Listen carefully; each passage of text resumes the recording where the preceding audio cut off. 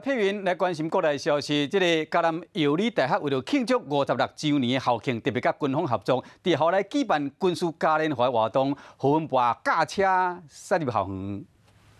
对外面会当看到分把战车当伫咧提供予大家参观，这毋是伫咧军营内底举办的活动，是嘉南药理大学和军方合作，伫咧学校内底举办军事嘉年华，予大家有一个真特别的体验。那现在因为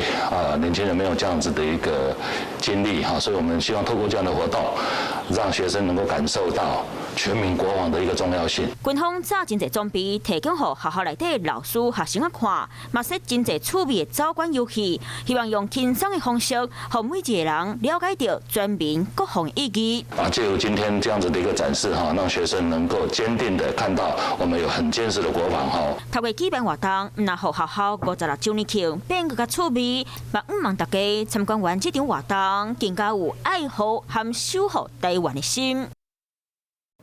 我是吴依璇，想要跟我一起看新闻吗？现在就打开华视的 YouTube 频道，按下订阅，还要开启小铃铛哦。